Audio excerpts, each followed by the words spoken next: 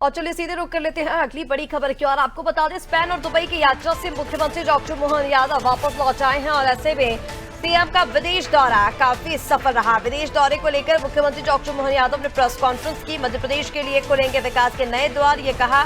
Dubai Spain के निवेशक MP में करेंगे निवेश। निवेशक एमपी में निवेश के लिए उत्साहित हैं। 11,000 करोड़ से अधिक के निवेश प्रस्ताव प्राप्त किए गए हैं। वैश्विक निवेश का केंद्र बन रहा है मध्य प्रदेश। पीएम का विकसित भारत का संकल्प होगा पूरा। तो आपको बता दें मुख्यमंत्री डॉक्टर मोहन यादव ने दुबई और स्पेन की यात्रा से लौटने के बाद प्रेस कॉन्फ्रेंस की, जिसमें तमाम जानकारियां दी। ये कहा कि उनका ये विदेश दौरा काफी ज्यादा सफल रहा। आपको बता दें 3 दिवसीय यात्रा उनकी दुबई में थी, 3 दिवसीय यात्रा स्पेन में थी। इस दौरान उन्होंने कई बड़े उद्योगपतियों से चर्चा की, 1-to-1 संवाद करते नजर आए थे मुख्यमंत्री डॉक्टर मोहन यादव। और ऐसे में उन्होंने ये कहा था कि मध्य प्रदेश में ज्यादा से ज्यादा निवेश की संभावनाएं हैं। प्रेस कॉन्फ्रेंस करके उन्होंने कहा कि दुबई और स्पेन के निवेशक मध्य प्रदेश में अब निवेश करेंगे। मध्य प्रदेश के लिए विकास के नए द्वार खुलेंगे। एमपी में निवेश के लिए निवेशक उत्साहित हैं। 11,000 करोड़ से अधिक के निवेश प्रस्ताव अभी तक मिल चुके हैं। वैश्विक निवेश का केंद्र मध्य प्रदेश बन रहा है।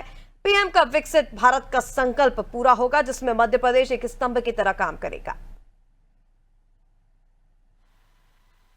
बड़े बड़े मेले और सच्चे अर्थों में तो स्मार्ट सिटी का उनके यहाँ 100 साल पुराना शब्द है स्मार्ट सिटी का। और उनके जैसे जिस कन्वोकेशन सेंटर पे हम गए थे, वो अपने देश के बलबूते पर विश्व के मेले लगाने का ठेका लेते हैं। उनके अपने उस आयोजनों की उनकी मास्टरी है।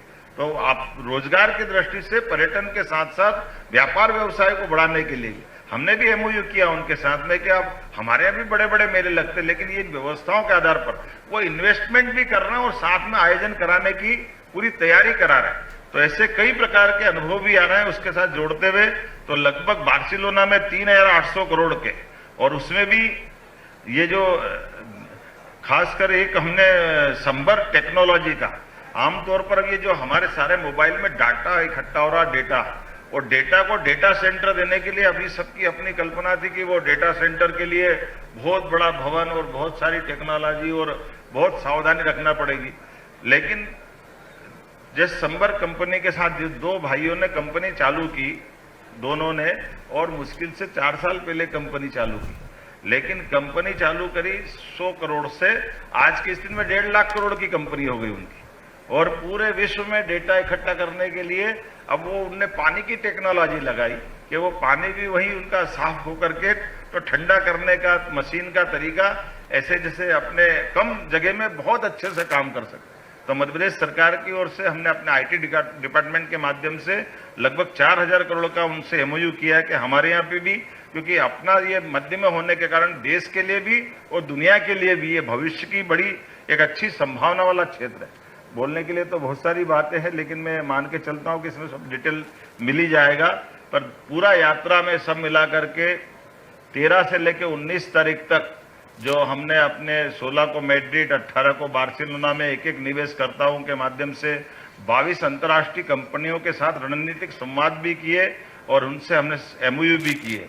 और कौन सा वो क्षेत्र है जिसको हमने छोड़ा है, जहां वो हमारे लिए सभी प्रकार के सेक्टर के साथ लगभग मैं मान के चलता हूं कि 11,000 करोड़ से ऊपर के हमारे हुए हैं।